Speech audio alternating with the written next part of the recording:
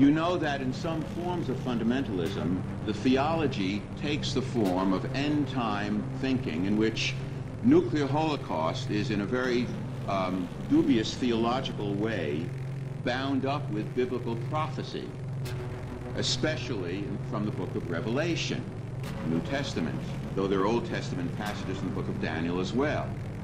And the argument in the theology of this end-time theology goes that the nuclear holocaust is being sent by God or being permitted by God as a way, as a vehicle for the Armageddon-like struggle and the second coming of Jesus. And of course, this won't be a surprise to what many of you have heard as expressed in various related ways by different cults.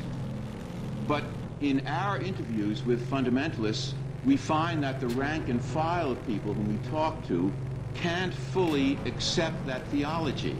They know they should if they're to stay fundamentalists in good standing in their various groups.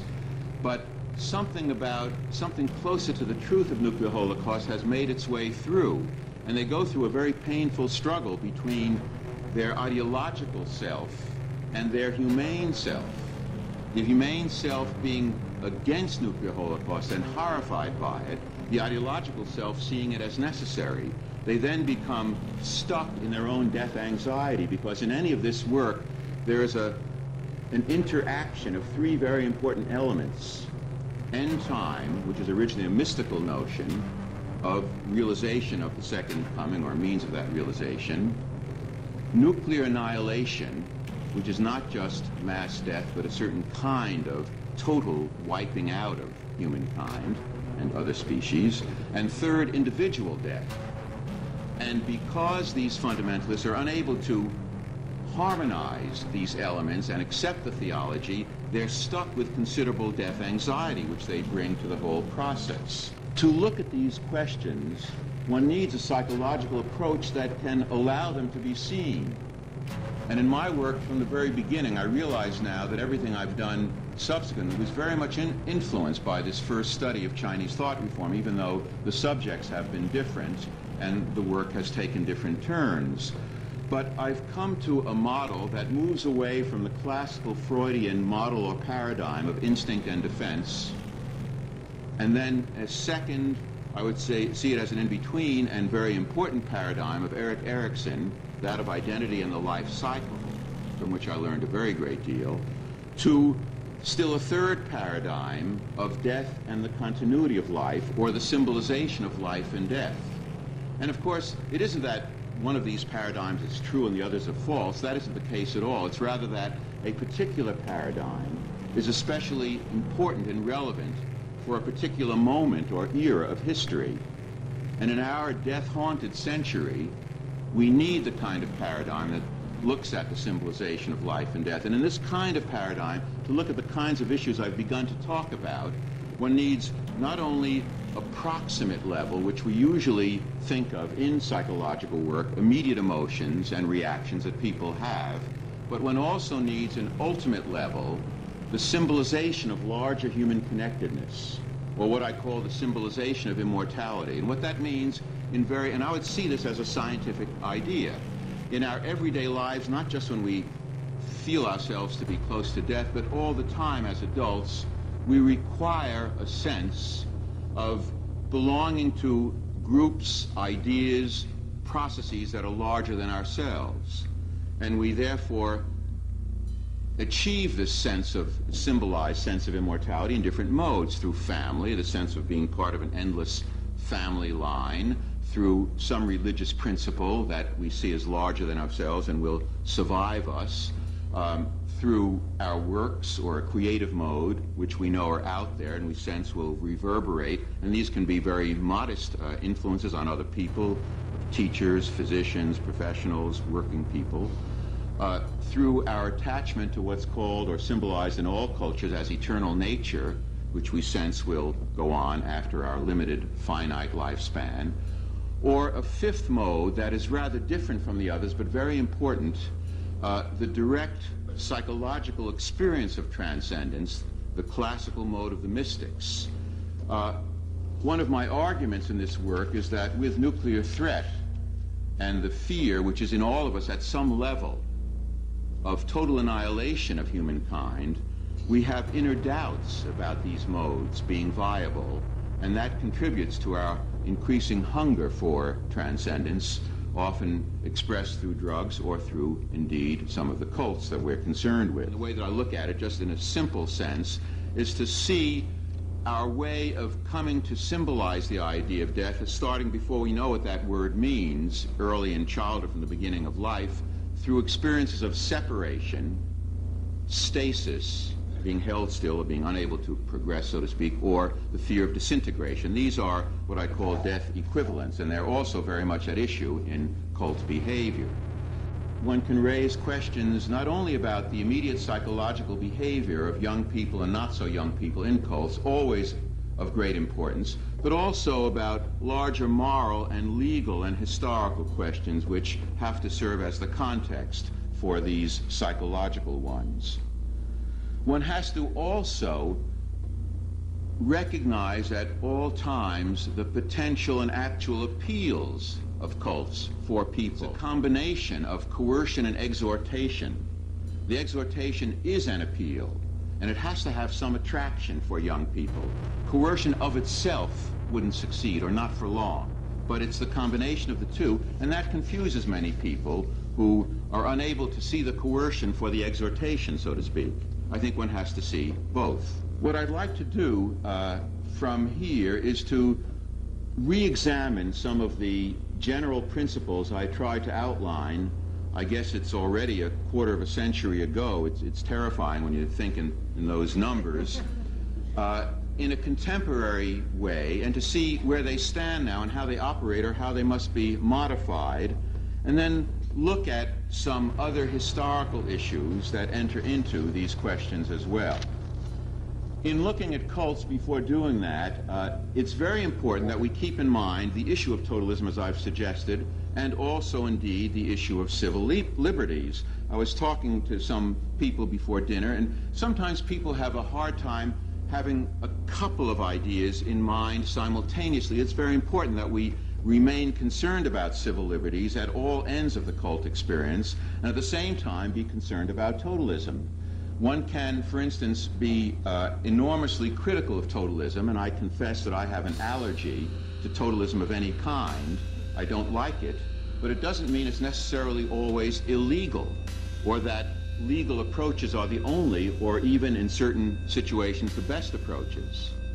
In the end, it's a broad historical question, and educational approaches are very, very crucial. On the other hand, some would-be civil libertarians, in defending cults, find themselves having to admire that which they defend. I know that cults, like everyone else in our society, has a right to a defense before the law, before courts, but I do think that they should be looked at for what they are rather than uncritically examined by certain groups because they find themselves in the position of defending them. Now, in that way, I think each of us should identify ourselves where he or she stands as one approaches these issues. And I know that in this audience, most of you share my sense of a critical perspective toward totalism. Universalize the issue rather than see it as the practice of one particular group alone. The question of cults versus religions is never entirely soluble, but has three characteristics. One is a charismatic leader who becomes increasingly the object of worship, so that decreasingly worshipped are the larger principles. A second characteristic, a series of processes that can be associated with thought reform or coercive persuasion, as Ed Schein called it, or thought reform-like procedures, which I'll talk about in a moment. And a third characteristic is idealism from below and enormous manipulativeness and exploitation from above. And the exploitation can be economic, it can be psychological, it can be sexual, it can take any form. One has to look at these issues much more specifically than making absolute generalizations of it. The problem for many people, and this is one reason for their susceptibility to the milieu control, as I think about it now in a social sense, is that they're not suffering from an over-controlled milieu during most of their lives. They're suffering from the absence of any structure in their milieu. and they can feel anomie, alienation, and they can, at least initially, respond very positively to the intensity of that milieu control. They may have second thoughts, as many do, but that can be a source of an attraction. A second fundamental theme that I came upon was what I called mystical manipulation, or planned spontaneity. And you're all familiar with that. I don't have to go through all the ways in which cults do it. It can be in some traditional religious ways through chanting and fasting and limited sleep, repetition, singing, in ways that seem spontaneous, at least to the newcomer, but are very, very carefully planned and manipulated from above. There is an interesting question about how it works psychologically for the specific charismatic leader of the cult to be present and to be the object of worship. On the one hand, you have a flesh and blood person who can be very appealing, at least while his or her charisma is functional for people in the cult. On the other hand, since that charismatic leader is a fallible human being, his or her contradictions can become seen and can be a source of alienation from the cult. But that's a real factor in terms of how well this mystical manipulation can function or not function. There is the phenomenon of justification of manipulation of people outside the cult by the well-known phenomenon of heavenly deception, which the moon is used and which is used in other forms or related forms by various other cults. I think the pattern more recently with cults is greater sophistication, trying to be less bald, less direct in their manipulativeness, and more clever, and connect with existing social patterns. Now, one aspect of this that one has to consider is what is the effect of our being, all of us, so subjected right at the heart of society to so many social pressures or invitations or elements of persuasion, whether it's through advertising, through certain forms of corporate behavior, through certain institutions or bureaucracies. It may make many of us more susceptible to that manipulation, used to it, expect it, and in a sense less antagonistic to it than one might think.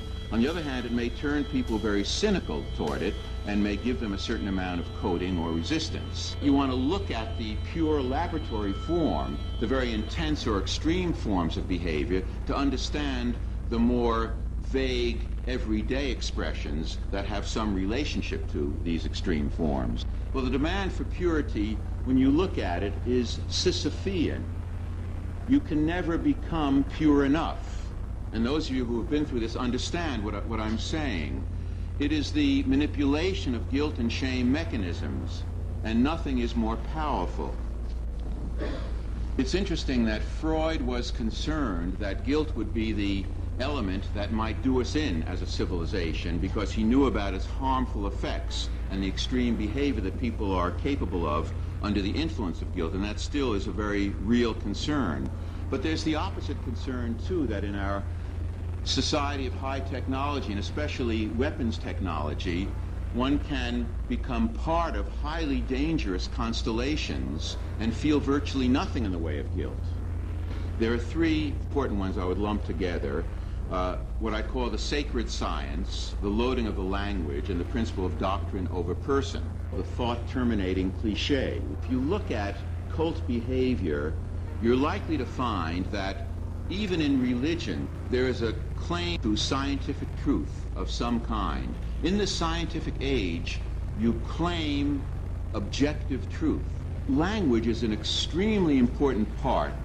Study the language very carefully. It isn't only that there are the rote terms, of course there are those, but there are also terms that have enormous appeal and can sum up a whole set of emotions satisfactorily and in fact very powerfully for young people, at least at a certain phase in their lives. As soon as one begins to have doubts that arise from one's own direct experience, one sees evidence of the charismatic leader's less than perfect behavior. One sees evidence that contradicts claims of the cult or even exposes lies that one has been subjected to. Doctrine over person, and this is true of all totalistic ideology, requires that you reject the personal experience in favor of the truth of the doctrine. And that is a key element which every totalistic ideology depends upon.